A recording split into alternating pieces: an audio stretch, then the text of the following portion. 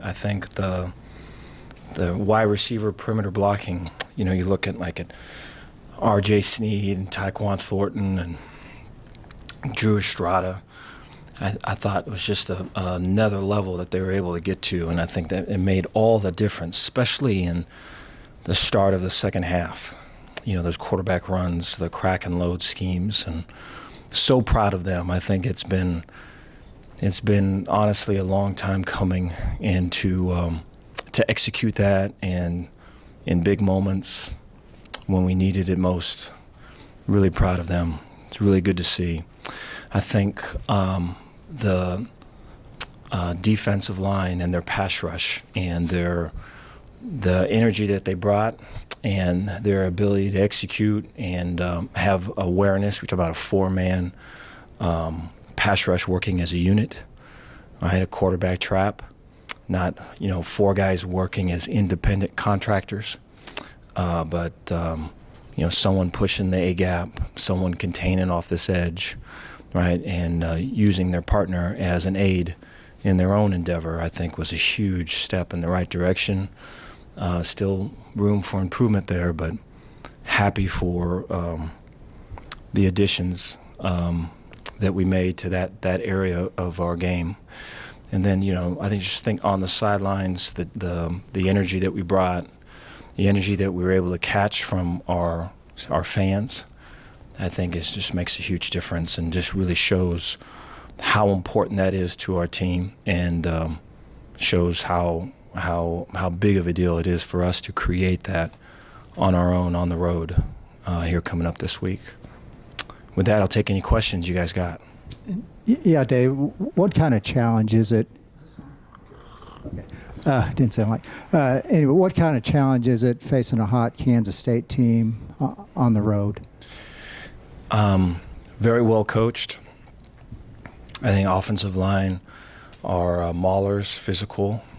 I think there's a lot of similarities in our teams. I think we are much more of a zone style. They do run zone. They run a lot more gap scheme, though. They get into big people and run powers and with various pullers, a lot of times more than two, or more than one, rather. And so they move people and create seams, and there's a lot of gaps, and angles become an issue. So number one is the physicality they bring. I think the quarterback can move around, doesn't move around as much as he was prior. I think is probably a better thrower than he was prior. He's sitting in the pocket more and going through progressions and threading needles and all of it. I think finding dead areas and zones and taking advantage.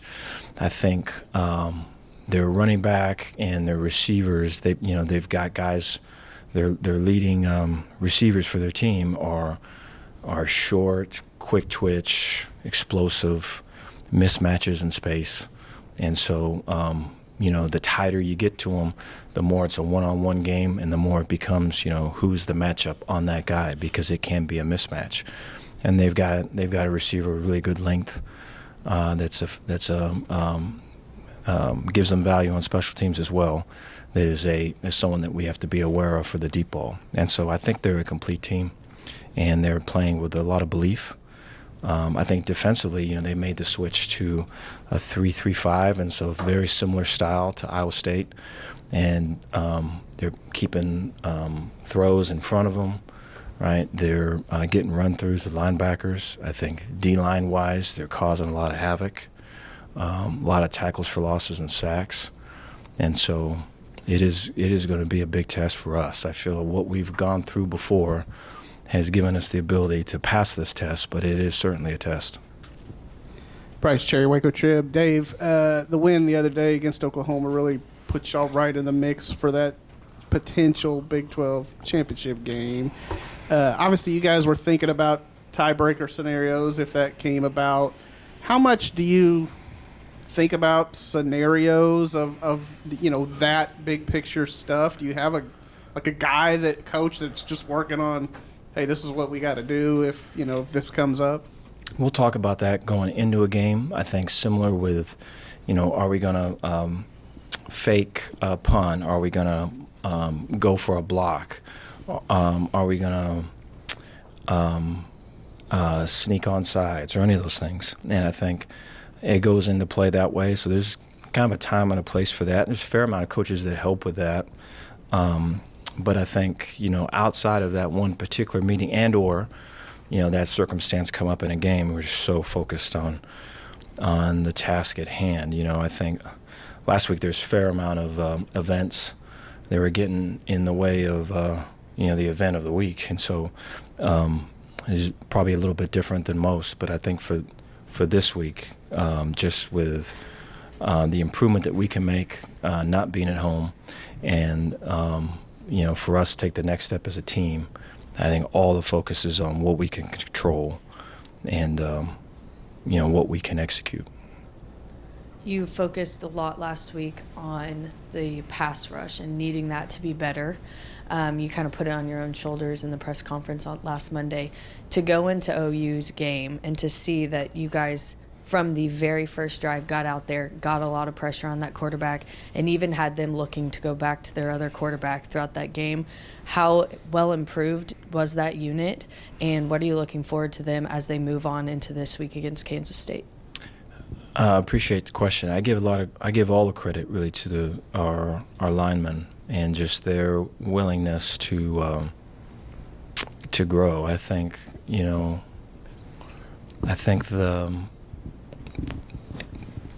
growth there was difficult because I think there was a style before where you were rushing the passer all the time and then defending the run on the way to rushing the passer, and then to pull back the curtain on that and to say, what, we're going to defend the run. And this is what it takes to defend the run. And you got to get hit in the face, and you got to do, all these things. And then, hey, we also have to rush the passer while we're doing that. I think, that is probably a pill.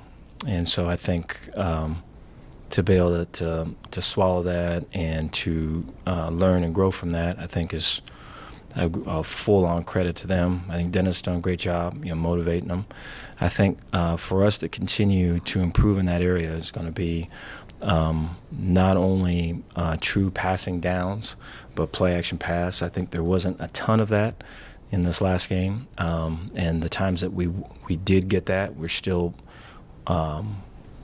can be better in terms of affecting the quarterback. A lot of play-action pass here coming up.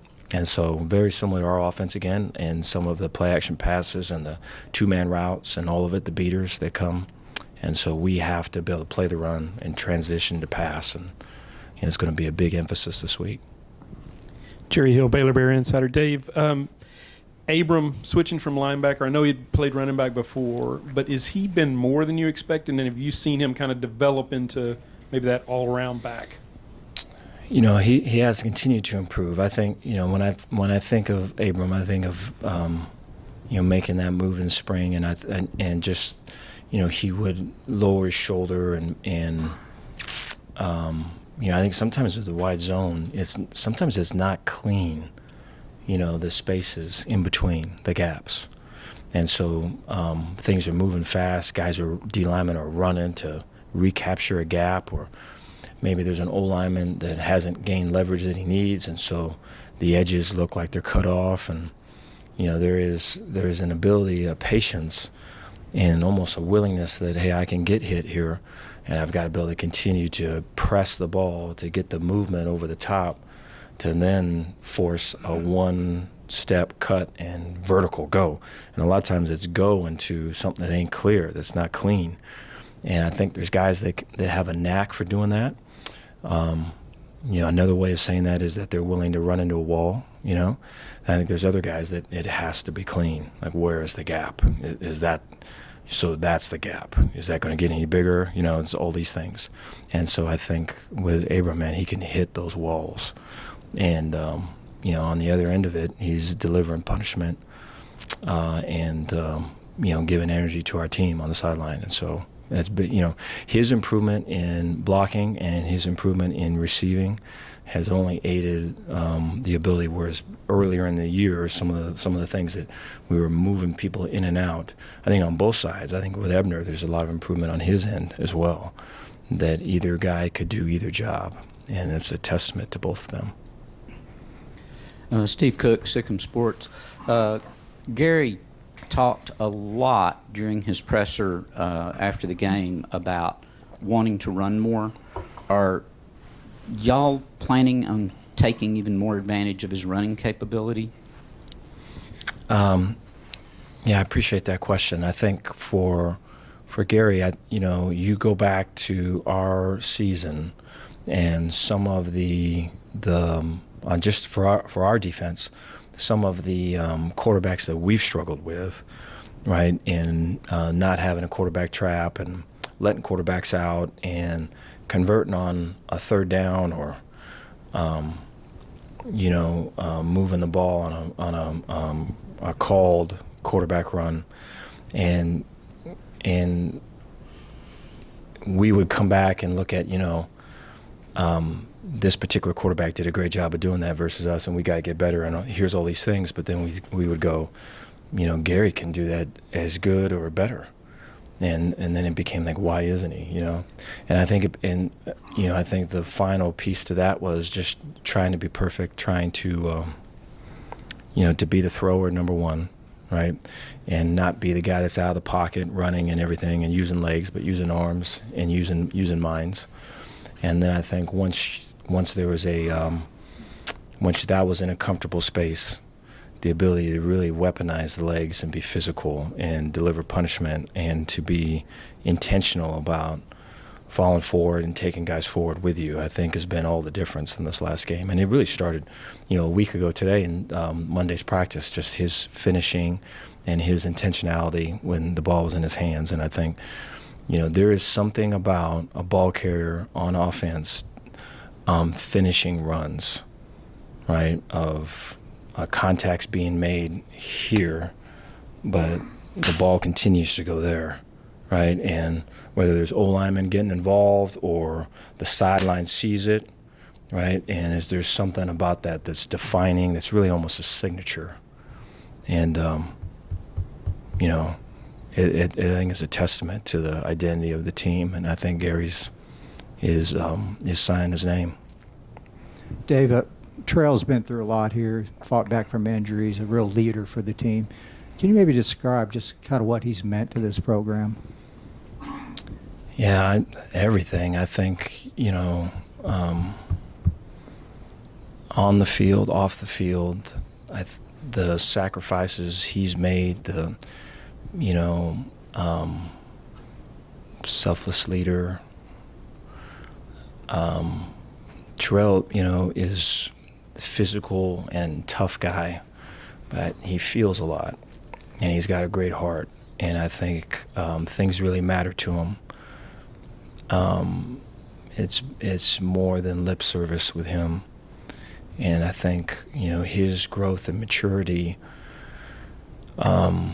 almost has put him at the very beginning of this year, particularly, in another stratosphere of human being. There's certain guys on the team that just can't even understand how he can go about and do the things he does and treat people the way he treats and handle the ups and downs the way he does. And I think his ability to model that and then to have the patience to teach that, I think, has made a big difference on the team. And, I've talked a lot about Terrell, about leaving a legacy, and, that means a lot to him, his love of Baylor and just his love of this team. Really proud of Terrell. Coach, on Saturday you talked a lot about, whether you're playing Oklahoma or the bottom team in the conference, none of that should matter. What in practice do you need to see from your team so that on Saturday against Kansas State that they've taken that to heart? Energy, edge, execution, the energy to start the practice, the energy during the practice. I think focus has a lot to do with that. I think, the focus at the start of something is a decision. I think the refocus is a skill, and so you have to train that throughout, right? If you lose your focus, get it back and get that centered so that the energy can flow.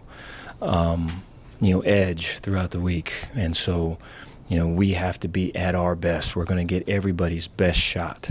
When we come to town, that's going to be a game. And so, people want to see us lose, and we have to fight daily to make the right choices and do the little things right, to where we are strengthening our standing. And then I think execution. I think when things are, I think complexity can hide effort. Complexity can hide, focus and attention. Complexity can hide energy. I think when things are simple, you have to just go out and do it. And you got to do it with a certain amount of fever and energy. And I think we leave it at that and let the players play. I think the week will be a good tell of kind of where Saturday will be. Dave, you mentioned after the Texas game that there was sort of a moment where you felt like the Texas defense was worn down and y'all were going to be able to take advantage. Was there a particular moment in the Oklahoma game where you felt the same way? No, and I think you look at the numbers. It's probably weird hearing that. I imagine you look at the numbers after the game. I think, I think defensively, it was always trying to stay a step ahead. I think the change of quarterbacks probably added to that in terms of what could come next and the next move. I think some of the formations and adjustments that we were getting were tailor-made for us. And so when we address those, what comes next, I think or at least I was so locked into that, you're trying to stay one step ahead of that piece right there. And then I think, the ability for our offense to move the ball and control the ball a lot of time, I think they're and our ability to execute fairly well on third down helped that time go. It was one of those things before you look up and we're getting deep into it. But a lot of it was, here's what they showed, here's what we've taken away, here's what they're going to, right? Here's our adjustment. We're vulnerable here. Do they see it? Are they going to go to it? If they do, here's what we're doing. It's all those things. Chris Williams, KWTX News 10. Coach, some of these road games, you've looked like a completely different team. Is that something that you'll address in practice this week? And then also, are you looking to make any changes to the way you guys travel to try to fix that?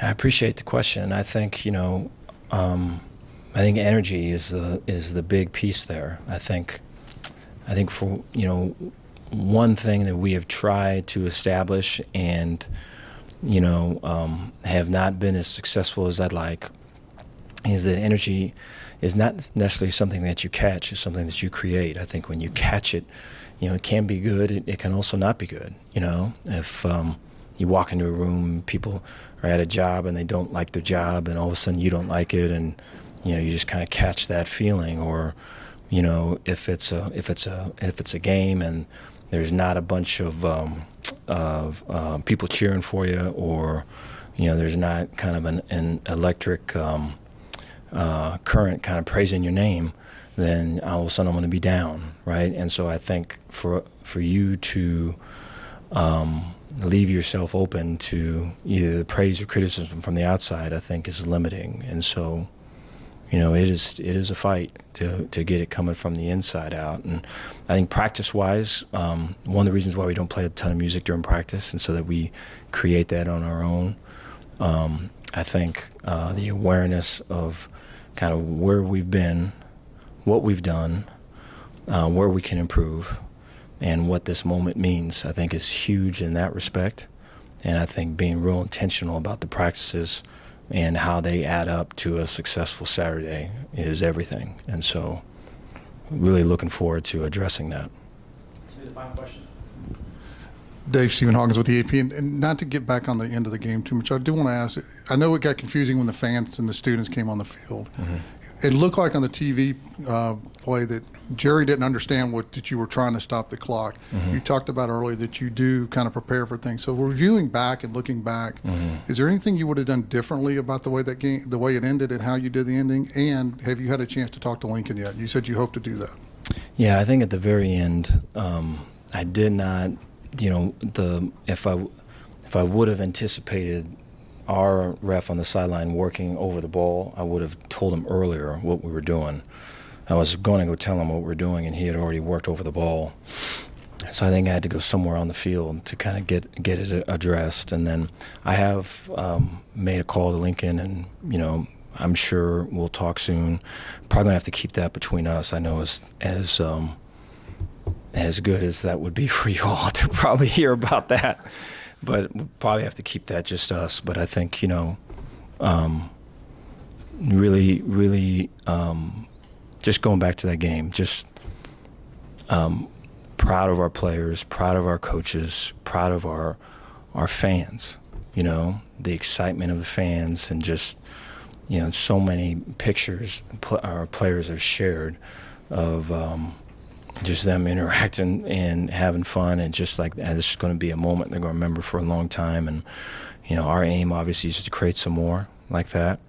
But I think it is when you do have something like that to take the time to recognize it is important. Thank you, guys.